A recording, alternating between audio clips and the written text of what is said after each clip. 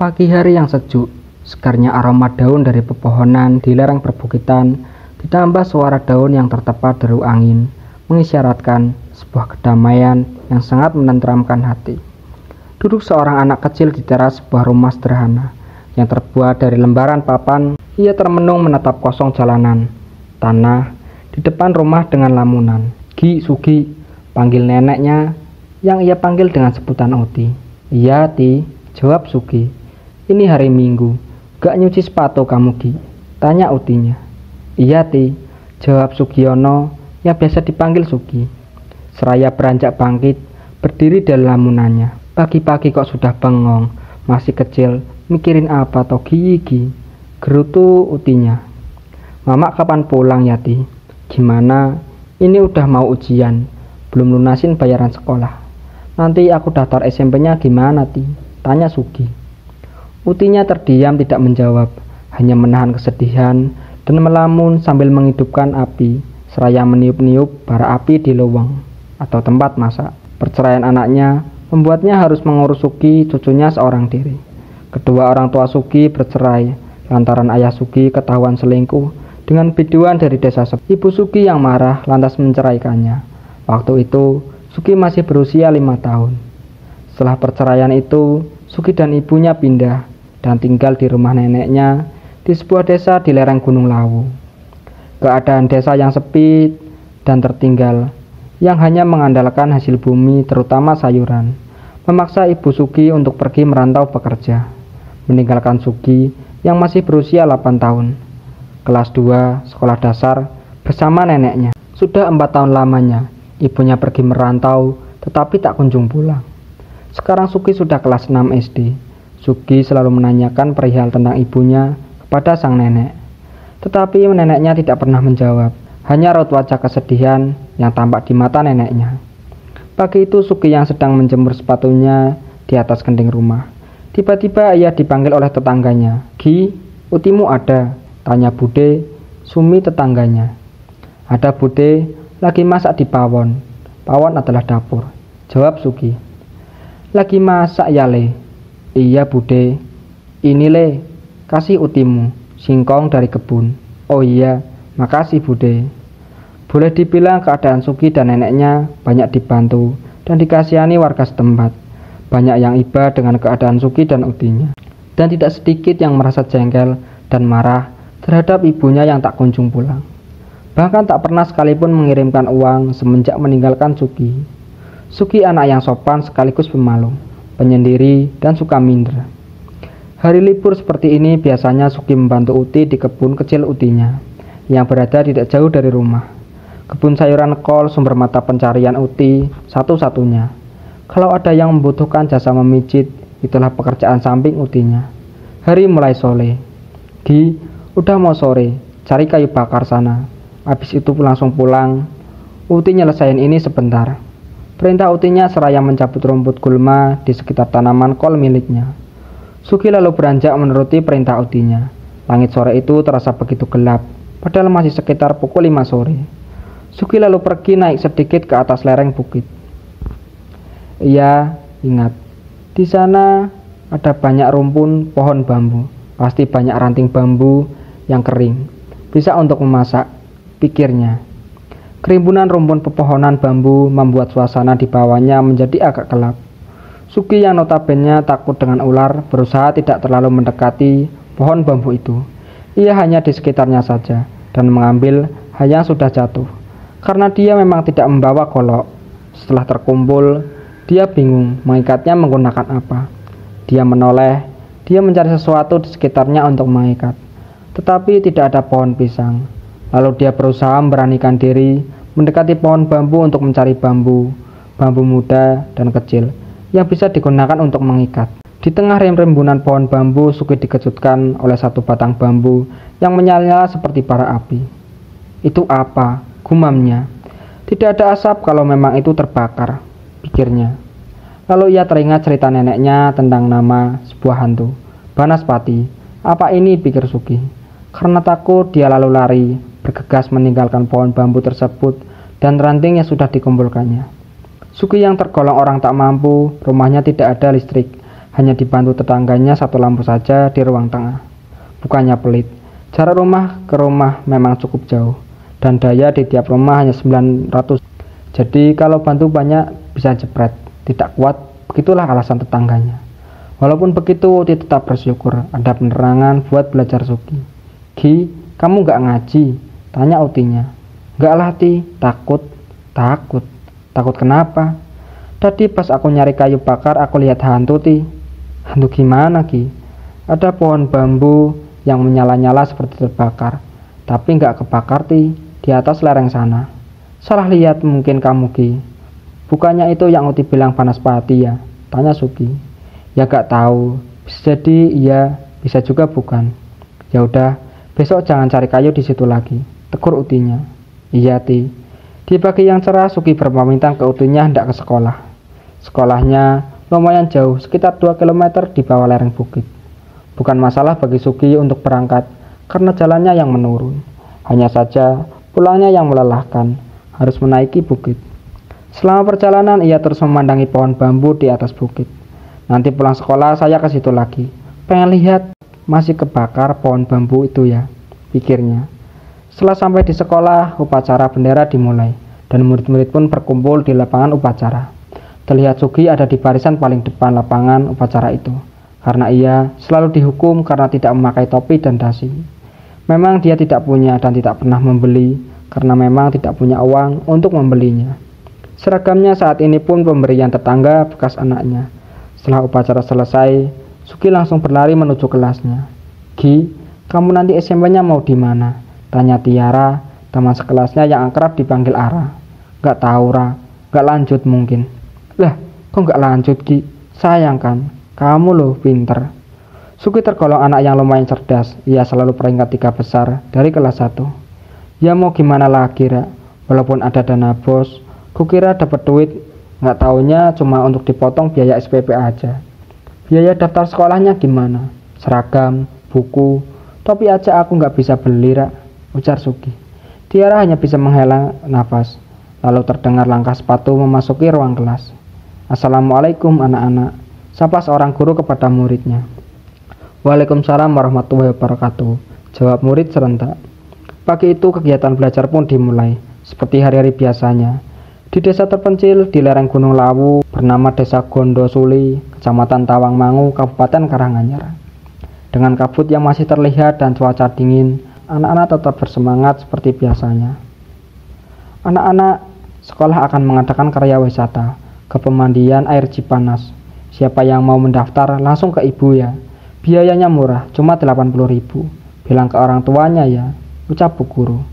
Iya bu, jawab semua murid. Teng teng teng teng, bunyi lonceng sekolah pertanda waktu pulang telah tiba. Siapa yang bisa jawab pertanyaan ibu pulang pertama? Tantang bu guru kepada muridnya. Di manakah letak pemandian air panas Cipanas? Tanya bu guru. Tiara mengacungkan jari dan menjawab. Jawa Barat bu, jawab Tiara. Benar, tapi kurang tepat. Ada yang bisa jawab? Suki langsung mengacungkan jarinya dan menjawab. Garut bu, benar sekali Suki, kata ibu guru. Anak-anak langsung berhamburan pulang sekolah.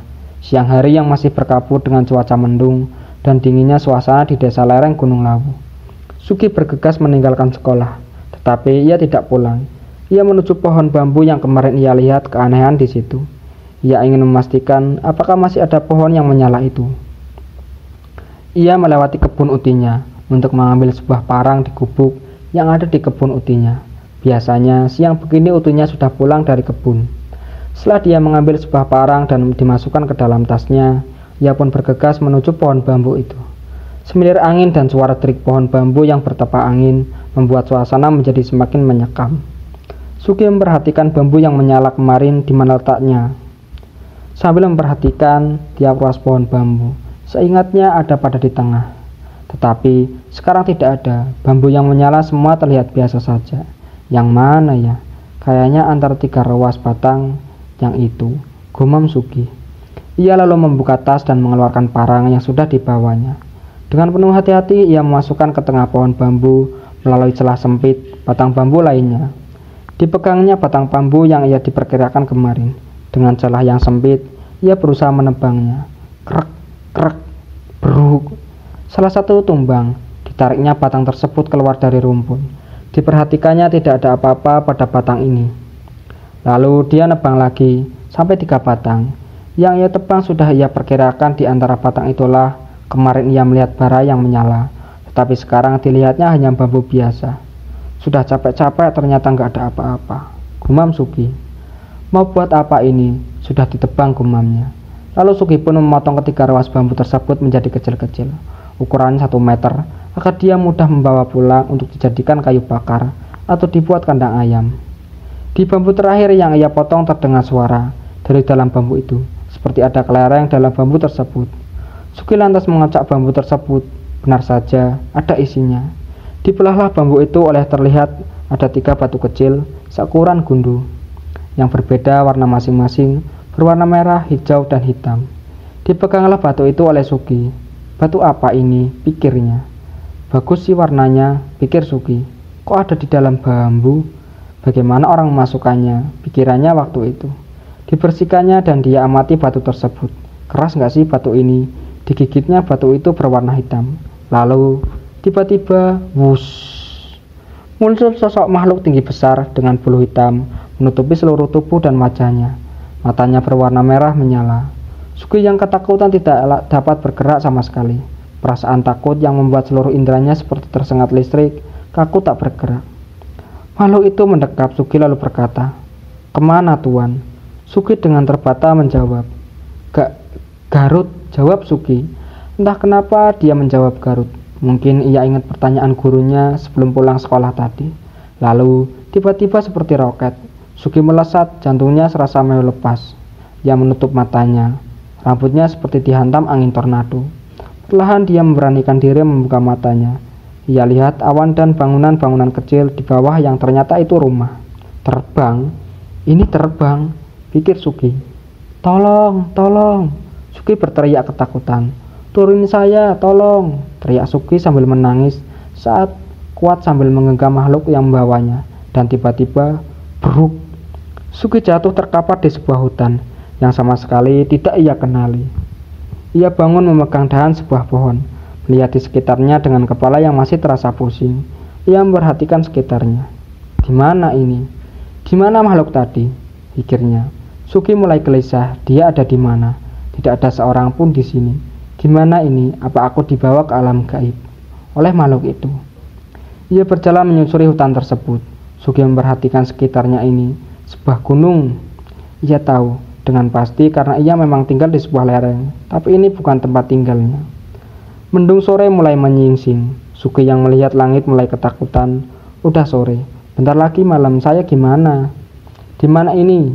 Tiba-tiba air matanya pun bercucuran. Ia menangis, memanggil nama Utinya. Uti, Uti. Sugi menangis ketakutan.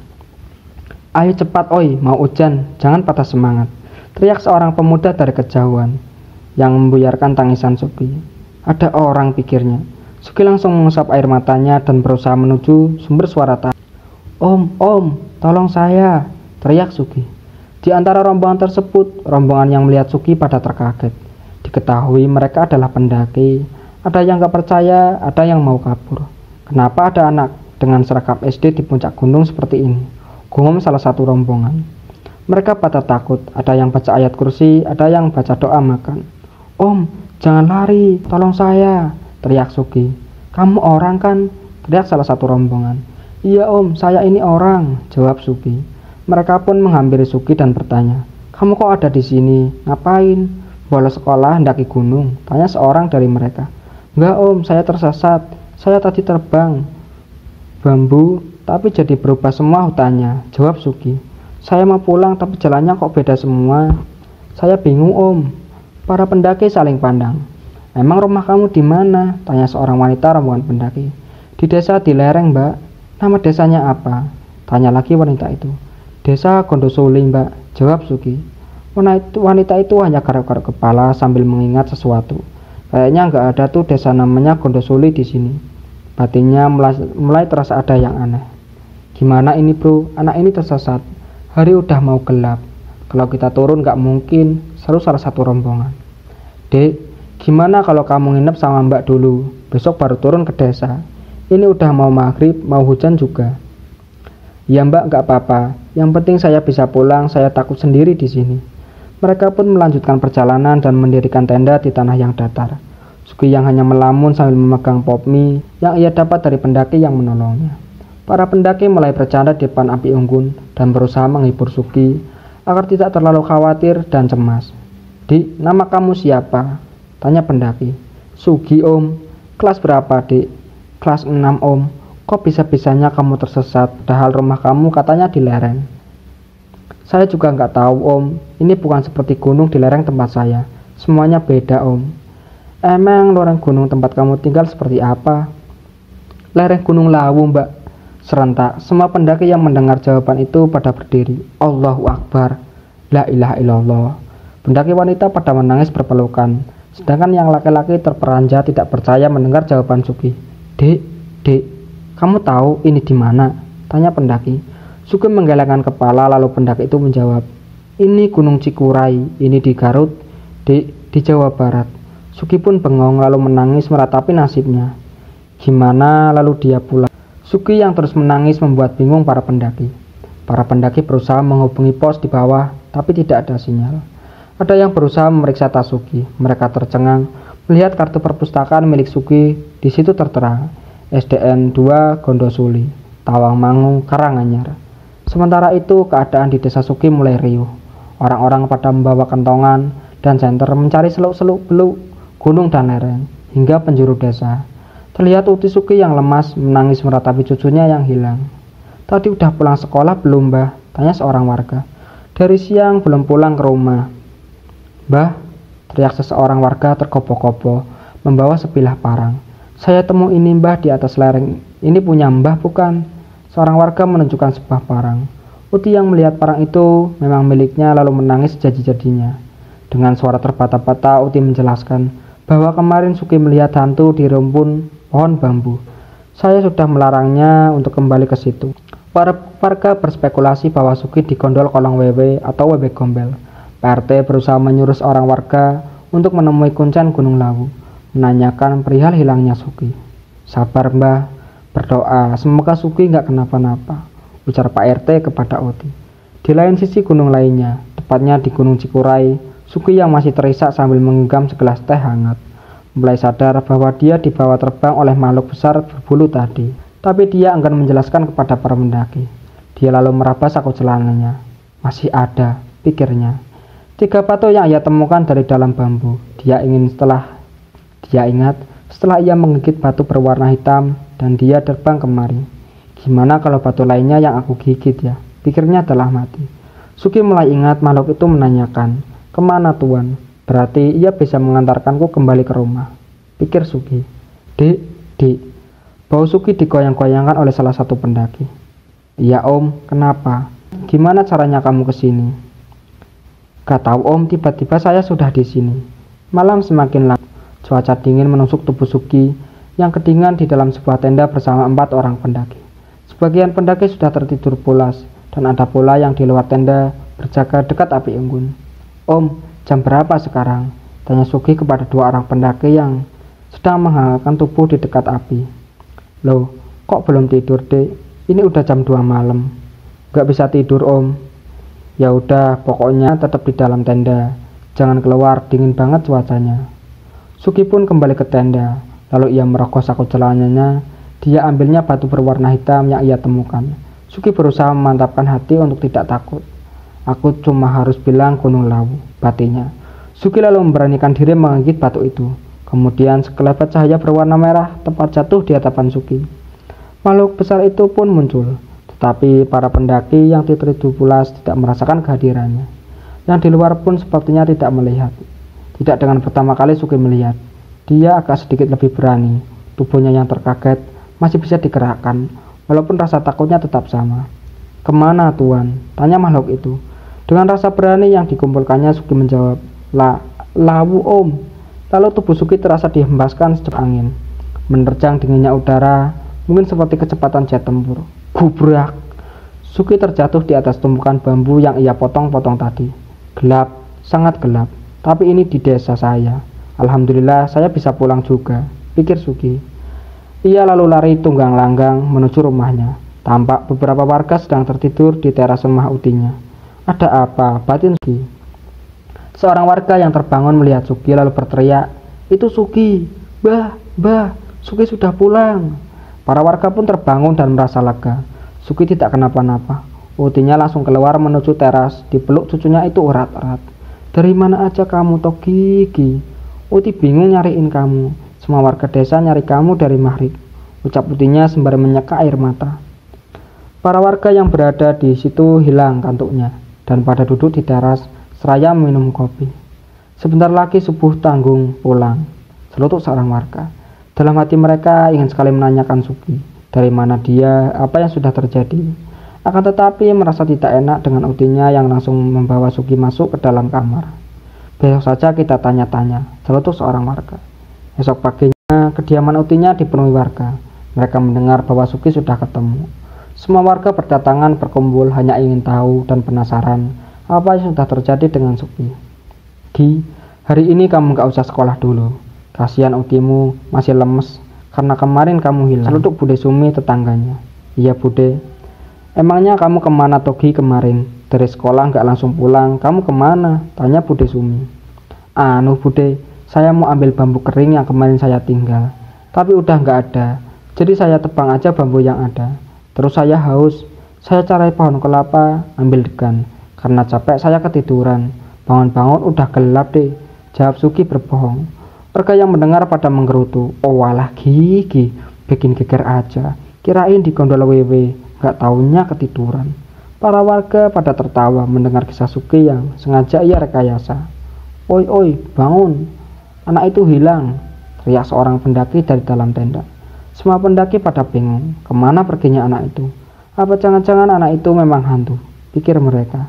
Kejadian itu membuat mereka bingung, lalu mereka membuat kopi dan mengabaikan apa yang sudah terjadi.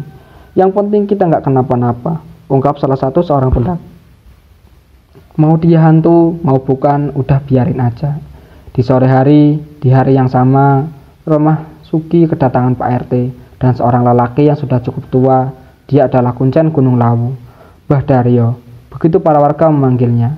Gi, panggil utinya dari ruang tamu. "Yati, ada apa?" "Sini, ada Pak RT sama Mbah Daryo pengen ngomong sama kamu." Sugi pun menyalami mereka lalu duduk di dekat utinya. "Ini Mbah anaknya," ucap Pak RT ke Mbah Daryo, seraya menunjuk Sugi dengan jempolnya. "Namamu Sugi ya Le?" tanya Mbah Daryo. "Iya Mbah, ada yang mau kamu ceritain gak sama Mbah?" Sugi tidak menjawab. Ia memandang utinya, lalu utinya berucap, "Ceritain aja Le, gimana kejadiannya sama Mbah Daryo. Takutnya kamu diganggu makhluk halus, apa gimana, kita kan gak tahu." Sugi terdiam lalu menggelengkan kepalanya. "Saya gak kenapa-napa kok Mbah, saya gak diganggu." "Oh ya udah kalau gitu," ucap Mbah Daryo sembari tersenyum mengelus-ngelus janggutnya. Mereka lalu mengobrol santai seperti tidak terjadi apa-apa. Mbah Daryo yang notabene adalah juru kunci Gunung Lawu sedikit banyak mengerti akan hal-hal gaib yang terjadi di sekitar Gunung Lawu. Sore kian redup, hari sebentar lagi gelap. Sebelum pulang, Mbah Daryo berucap ke utinya, "Gak terjadi apa-apa, cucumu dihormati seluruh penghuni Lawu," ujar Mbah Daryo, yang membuat Sugi bingung dan utinya yang di desa Gondosuli yang masih berkabut. Sugi yang masih termenung duduk di bawah sebuah pohon sambil memegang 3 batu.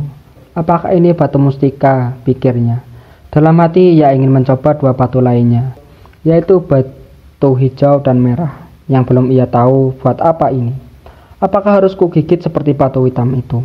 Gumamnya dalam hati, tapi ia merasa takut. Kemarin aja ia bertemu makhluk menyeramkan, sekarang bertemu apa lagi, batinnya. Di balik lamunannya ia berpikir, seraya melihat kanan kiri, depan dan belakang. Pemandangan pagi hari, minggu yang sejuk.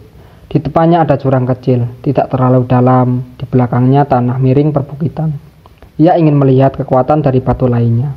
"Bismillah," ucapnya seraya memegang batu berwarna hijau. Lalu ia memberanikan diri menggigit batu itu. Tiba-tiba suasana berubah, daerah tempat tinggalnya berubah. Banyak sekali aktivitas dan orang-orang di sini, gumamnya. Ia berada di tengah sebuah jalan penuh dengan orang pedesaan yang sedang berlalu lalang, seperti desa pada umumnya. Ia pun berjalan sambil mengamati di sekitarnya. Orang-orang yang bertemu dan berpapasan dengannya senyum seraya menundukkan kepala, tanda menghormati. Lalu Suki melihat makhluk lain, tidak seperti manusia. Ada makhluk seperti hewan setengah manusia, ada yang bersayap. Ini alam gaib, gumamnya waktu itu. Suki sama sekali tidak takut. Semua makhluk itu seperti kenal dengannya, seperti menyambut dan hormat kepadanya. Lalu ia terus menyusuri jalan, sampailah ia di sebuah pasar ala zaman kerajaan. Sangat ramai seperti pasar tradisional pada umumnya. Ada jual beli di sini. Semua yang di pasar menyapanya, tapi tidak dengan kata-kata. Hanya sedikit menundukkan badannya seperti rukuk, seraya satu tangannya memegang dada, dan tangan lainnya ditaruh di belakang. Seperti inikah alam gaib, pikirnya. Tidak siang, tidak pula malam, sedikit seperti menjelang maghrib, pikirnya waktu itu. Tidak ada matahari, tidak ada bulan. Cuacanya sejuk, tidak terlalu dingin dan terasa lembab. Seperti berada di sebuah rawa-rawa yang rimbun atau seperti di bibir sebuah goa. Gumamnya dalam hati. Setelah ia melewati pasar, dilihatnya jalan yang agak besar, terbuat dari paving block, tapi ukurannya agak besar dan tekstur agak kasar. Di ujung jalan ada gerbang yang dijaga oleh 2 prajurit ala kerajaan dan memegang tombak yang menyilang. Perawakannya sangat gagah, tinggi besar. Kalau mau dibandingkan, mungkin hampir setinggi pohon kelapa. Apakah di balik gerbang itu sebuah kerajaan? Batin Suki. Suki pun menghampiri prajurit tersebut dan bertanya, "Ada apa di balik gerbang itu, Om?" tanya Suki. 2 prajurit itu tidak menjawab, hanya berlutut menghormati Suki. Kenapa tidak ada yang menjawab? Batin Suki. Suki mendekati gerbang tersebut dan apa daya, gerbang yang begitu tinggi dan besar itu tidak bergeming sedikit pun ia dorong. Berat, besar, dan tinggi sangat kokoh dengan ukiran khas. Mungkin kalau di dunia nyata tingginya seperti sutet atau lebih. Dengan rasa kecewa, Suki tidak bisa melanjutkan perjalanannya karena terhadang gerbang tadi. Ia lalu kembali ke arah pasar yang baru ia lewati. Dia setengah berteriak kesal. "Di sini ada nggak yang bisa bicara dengan manusia?" teriak Suki. Tiba-tiba gempa terjadi. Para pedagang pada ketakutan, terdengar jerit panik ketakutan. Yang bersayap pada terbang, yang berkaki hewan lari tunggang langgang. Ada yang hanya terpaku melihat Suki seraya memegang tiang-tiang warung dagangannya, karena gempa masih berlanjut. Angin datang sangat kencang, merobohkan warung-warung yang hanya terbuat dari kayu. "Sudah Tuan, hentikan!" teriak salah satu wanita muda berkebaya lusuh. Kedua tangannya memegang barang belanjaan. "Ibu manusia?" tanya Suki kepada wanita itu. Sesaat kemudian angin reda, gempa berhenti, para pedagang malus dada tanda bersyukur. Ibu tadi menatap Suki, menunduk ketakutan, seraya menggelengkan kepalanya. Tanda ia bukan manusia. Diperhatikannya dari bawah wanita tersebut, tampak utuh seperti manusia. "Tapi ibu bisa bicara dengan saya?" tanya Suki. Wanita itu manggut-manggut, tanda membenarkan pertanyaan Suki. "Boleh saya ngobrol sama ibu? Di sini seperti semuanya nggak ada yang mau bicara dengan saya, entah bisu atau mereka tidak mengerti bahasa saya." "Ya Tuan, kalau gitu mampir ke gubuk saya. Tuan, kita bisa ngobrol. Saya masih belanja dan barang belanjaan saya lumayan banyak. Rumah saya agak jauh di atas Tuan," jawab wanita itu ke Suki. Setelah selesai berbelanja, wanita itu menaiki sebuah kereta kuda seperti daleman tanpa atap, dipenuhi dengan dagangan. "Ayo Tuan naik," ajak wanita itu. Setelah Suki naik, mereka pun menuju rumah wanita itu. Sekitar 1 jam, mereka pun sampai. Jauh juga, batin Suki. Terlihat rumah sederhana, berdinding papan beratapan jerami. Suki dipersilahkan masuk. Wanita itu ke dapur, membuatkan minuman untuk Suki. Suki duduk di ruang tamu, di kursi kayu, seraya memperhatikan ruangan itu. Tidak ada apa-apa di rumah ini, hanya meja dan kursi, tidak ada foto, hiasan, atau apapun. Hanya meja lemari yang berisi gelas dan piring bermotif relief. "Suami ibu mana?" tanya Suki dari ruang tamu. Wanita itu muncul membawa segelas air putih, hangat dan pisang rebus. "Gak ada Tuan, saya sendiri." "Anak ibu?" tanya Suki lagi. Wanita itu pun menggeleng kepala. "Gak punya Tuan." "Oh iya Bu, saya mau tanya, ini alam gaib ya?" tanya Suki. Wanita itu mengakukan kepalanya. "Kenapa di pasar tidak ada yang mau berbicara dengan saya Bu?" tanya Suki, sambil meniup-niup pisang rebus di tangannya. "Mereka nggak bisa Tuan, maksudnya nggak mau berbicara dengan Tuan," ujar wanita tersebut. Suki mengerutkan keningnya. "Kok bisa gitu Bu?" "Kalau saya jelaskan bisa lama Tuan. Yakin Tuan mau mendengarkan? Tuan sudah lama meninggalkan alam Tuan. Takutnya nanti Tuan dikhawatirkan hilang dan dicari-cari," jawab wanita itu. "Gak apa-apa Bu, saya kesini masih pagi. Tadi ini juga hari Minggu di alam saya, jadi saya libur sekolah. Saya bisa di sini sampai sore. Oh iya, kata ibu, mereka nggak mampu berbicara dengan saya. Apa sebabnya? Wanita itu pun menjelaskan tentang alam yang berbeda. Tuan pasti sudah mendengar bahwa di alam Tuan, jin sering disebut hantu. Suki menggangguan kepalanya.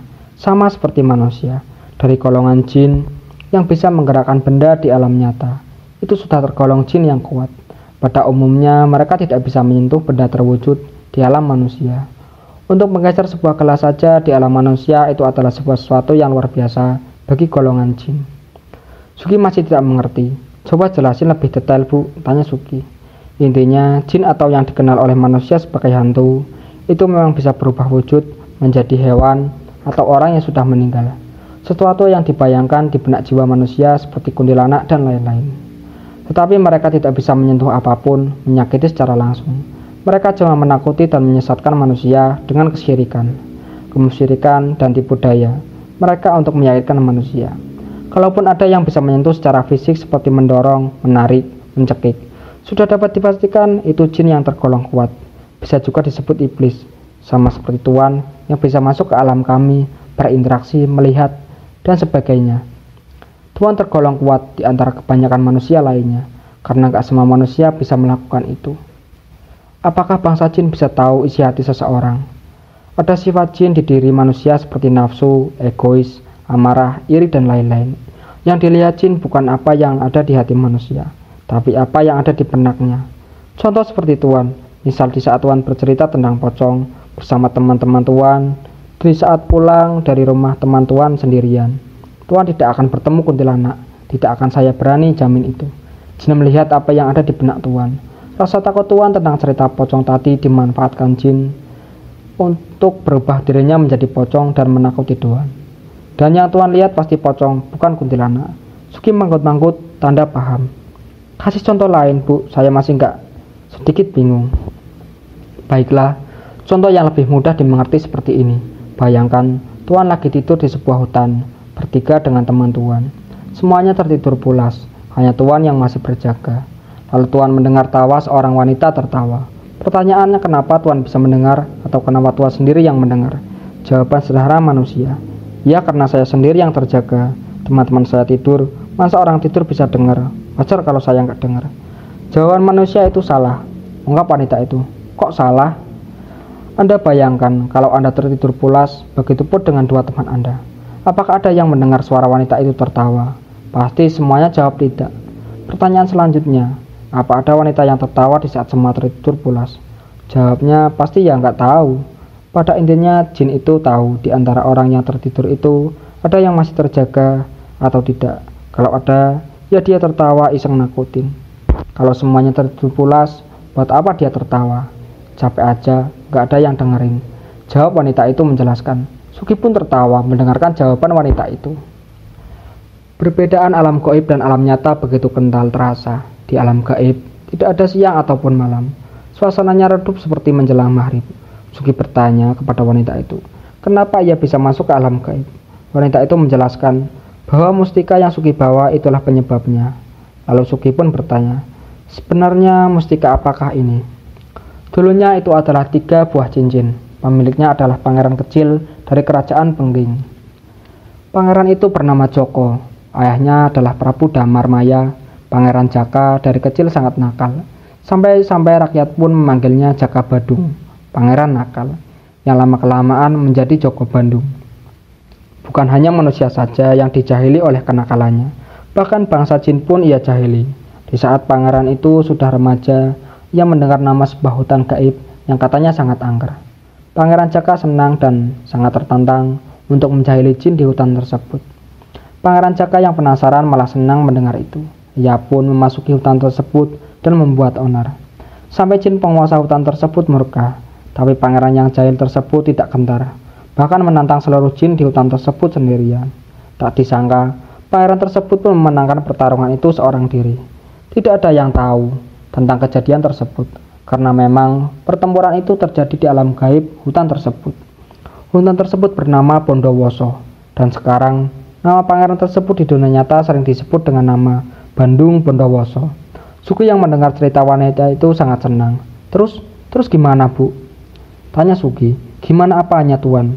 Kan tadi nanya tentang mustika itu. Saya baru mendengar cerita ini. Di dunia saya, Bandung Bondowoso itu yang mengutuk Roro Jonggrang. Apa begitu ceritanya, Bu? Oh, itu. Banyak cerita di dunia Tuan yang salah. Mungkin kejadiannya terlalu lama. Dari mulut ke mulut sampai sekarang jadi melenceng. Itu hal yang wajar, jawab ibu itu. Masalah Candi Sewu dan Candi Prambanan itu nggak ada hubungannya dengan jin. Itu dibuat manusia di era Majapahit sebagai upaya penyebaran ajaran agama Hindu oleh kerajaan Majapahit di tanah kekuasaan yang dilindungi kerajaan Majapahit. Kalau perseteruan antara Bandung Bondowoso dan Putri Roro Jonggrang itu memang benar, tapi tentang syarat pembuatan candi itu hanya cerita yang ditambah-tambahkan manusia zaman dulu, guna mendidik anak-anaknya agar tidak nakal, atau sebagai peringatan saja. Jadi setelah Raden Djoko menguasai hutan Bondowoso dan seluruh jin di Bondowoso takluk olehnya, ada kerajaan jin yang marah besar mendengar ada wilayah kekuasaannya dikuasai manusia. Raja jin tersebut bernama Raja Baka atau Boko, yaitu jin raksasa yang mempunyai putri cantik bernama sebutan Roro Jonggrang, seorang putri yang suka menari. Raja Baka yang marah mendengar bahwa putra mahkota Pengginglah yang sudah menaklukkan wilayah Bondowoso. Kemudian Raja Baka pun murka dan menyerang kerajaan Pengging dengan bala tentara jin raksasanya. Di saat penyerangan itu, Pangeran Jaka tidak ada di kerajaan itu. Kerajaan Pengging luluh lantah, hancur diserang Raja Baka. Bahkan Prabu Damarmaya pun tewas. Ada jin yang melapor ke Raden Jaka. Raden Jaka pun murka dan balas menyerang Raja Baka. Pertempuran antara pasukan jin milik Bandung Bondowoso dan Raja Baka pun tak terhindari, yang pada akhirnya dimenangi oleh Bandung Bondowoso. Dan seluruh jin, bala tentara Raja Baka pun takluk di bawah kekuasaan Raden Jaka. Lalu ia memerintah di kedua kerajaan, yaitu kerajaan Pengging di dunia nyata dan kerajaan jin raksasa di alam gaib. Putri Roro Jonggrang yang tidak terima ayahnya Raja Baka tewas dan dikalahkan oleh Raden Jaka pun menjebak Raden Jaka. Ia memerintahkan jin untuk membuat sumur yang sangat dalam yang digunakan untuk membunuh Raden Jaka. Tidak ada yang menang, keduanya pun tewas. Raden Jaka terkubur di dalam sumur dan Jonggrang pun dikutuk oleh Raden Jaka sebelum ajal menjemputnya. Ia meraung dan mengutuk Jonggrang, menjadikan seluruh alam gaib berguncang dan Jonggrang pun menjadi batu, ujar wanita itu. Sugi pun senang sekali mendengar semua cerita itu seperti dongeng, pikirnya. Bu, bisa ceritain yang lain gak? Cerita apa, Tuan? Tadi ibu bilang kerajaan Majapahit kan? Emang beneran ada kerajaan itu? Iya, Tuan, tapi bukan di negeri ini kerajaannya. Kalau wilayah kekuasaannya memang benar, jelas wanita itu. Terus di negara mana Majapahit itu, Bu? Di sebuah negeri yang jauh. Kalau Tuan membawa peta dari dunia, Tuan, saya bisa menunjukkannya. Nama Majapahit itu bukan nama sebuah kerajaan, Tuan. Kalau di dunia Tuan, mungkin nama sebuah kota persinggahan, lalu dibuat kerajaan kecil yang bernama Benteng Majapahit. Jadi Majapahit itu bukan kerajaan inti. Itu hanya seperti jenderal yang diutus untuk menyebarkan kekuasaannya. Mereka pergi ke negeri ini dan membuat benteng, seperti penaklukan sebuah negeri begitu, Tuan. Lalu mereka sampai di sebuah lembah antara Jawa Timur dan Bali, yang sekarang sudah menjadi selat bernama Selat Bali. Di situ mereka mendirikan sebuah benteng. Mereka memperbudak warga pribumi untuk memotong pohon, membuka hutan. Di saat warga pada kehausan, mereka meminum air dari sebuah maja. Karena rasanya sangat pahit, jadilah benteng tersebut sering disebut warga dengan daerah Majapahit. Mereka juga merekrut warga dan melatih menjadi bala tentara, membuat candi, menyebarkan kebudayaan, dan lain-lain. Jelas wanita itu. Oh gitu, besok saya coba pinjam peta di perpustakaan sekolah. Penasaran di mana letaknya kerajaan inti Majapahit, gumam Sugi dalam hati. Terus Gajah Mada itu siapa, Bu? Oh dia, ya warga pribumi yang dilatih jadi tentara. Jelas wanita itu. Lebih tepatnya warga Bali. Setelah sekian lama benteng itu berdiri dan pasukannya pun banyak, benteng Majapahit mulai menguasai kerajaan-kerajaan yang ada di Jawa. Dan ada satu prajurit paling gagah pemberani bernama Made. Ia kemudian diangkat menjadi panglima karena kalau bertempur selalu menunggangi seekor gajah. Ia disebut Gajah Mada. Lama-kelamaan jadi Gajah Mada. Jelas wanita itu. Oh jadi gitu, jangan-jangan saya dibohongi Bu sejarah, pikir Sugi sambil menggaruk-garuk kepalanya. Oh iya Tuan, sebaiknya Tuan pulang ke alam Tuan. Di dunia Tuhan mungkin waktu berlalu sudah cukup lama, ucap wanita itu. Sugi mengurutkan kening, tanda tidak mengerti. Sugi lalu berpamitan, lalu menggigit mustika berwarna hijau. Pelan tapi pasti, kabut mulai hilang, dan alam pun berubah menjadi alam nyata. Terdengar suara cangkrik hening, ini malam hari. Pikir Sugi kok bisa batinnya. Ia ingat sekali, ia hanya sebentar di alam gaib, mungkin hanya 2 jam. Dan ia perginya pagi hari, kenapa sekarang jadi malam? Sugi menyusuri hutan menuju arah jalan utama, untuk pulang ke rumahnya. Suasana sangat dingin dan hening. Jam berapa ini? Pikir Sugi. Dan rumah utinya pun sudah terlihat, tetapi ada yang aneh. Banyak sekali warga. Terdengar samar-samar orang-orang pada berzikir, La ilaha illallah. Ada apa ini? Sugi panik dan berusaha berlari menuju rumahnya. Sugi bergegas menuju rumahnya dengan perasaan penuh, rasa khawatir dan was-was. Apa yang terjadi dengan utinya? Sugi berjalan melalui samping rumah menuju pintu belakang rumah. Karena di depan ada orang yang lagi yasinan. Bude, ada apa ini? Tanya Sugi kepada Bude Sumi, tetangganya. Seraya berdiri di pintu pawon belakang rumah. Sugi, alhamdulillah ya Allah. Mbah, Sugi udah datang, teriak Bude Sumi. Tak memperdulikan orang-orang yang sedang membacakan surat Yasin. Serentak semua yang membaca Yasin berhenti, lalu mengucapkan alhamdulillah. Utinya keluar dari kamar dengan wajah penuh rasa khawatir. Kamu kenapa aja Toki? Kamu kemana? Tampak utinya menangis memeluknya. Loh, ada apa ini Ti? Aku gak kemana-mana, jawab Sugi berbohong. Saya pada akhirnya ia tidak dapat berbohong lagi. Diketahui Sugi sudah seminggu hilang. Warga menyangka Sugi tewas, dimangsa hewan buas, hilang, atau jatuh ke jurang. Acara yasinan pun sudah selesai. Sugi dipaksa menceritakan perihal tentang dirinya kemana saja seminggu ini. Warga penasaran dengan ucapan Sugi yang bilang tidak kemana-mana. Perasaan tadi pagi saya cuma main di atas. Habis itu pulang udah kayak gini. Udah yasinan, udah seminggu. Saya yang justru bingung. Ungkap Sugi di depan jamaah yasin. Ya kamu main sama siapa Ki? Tanya seorang warga. Saya ngobrol sama ibu-ibu paling cuma 2 jam Lek. Pak Lek, jawab Sugi. Ibu-ibu. Terlihat mereka saling tatap. Di gondol wewe itu, ungkap seorang warga. Terus kamu dikasih makan Ki? Enggak, cuma minum aja. Begitu malam itu, rentetan demi rentetan pertanyaan dilontarkan ke Sugi. Warga berspekulasi bahwa Sugi digondol kolong wewe. Yasinan malam itu ditunjukkan untuk Sugi.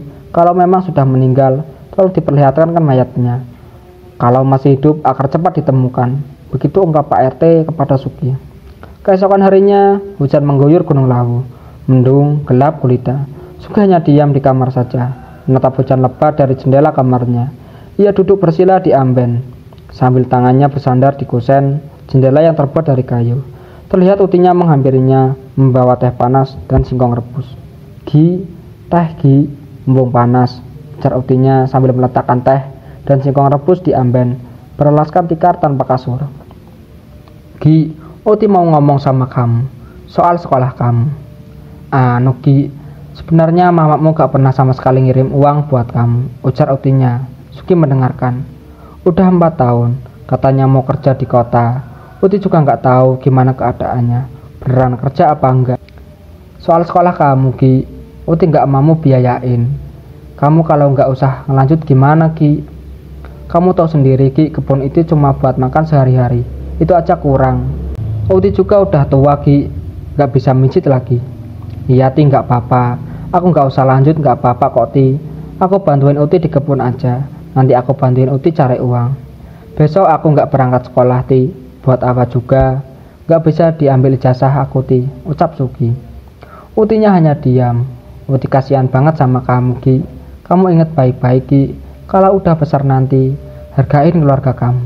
Jangan sampai nanti keturunanmu ngalamin apa yang sekarang kamu alami, ujar Utinya memberikan nasihat.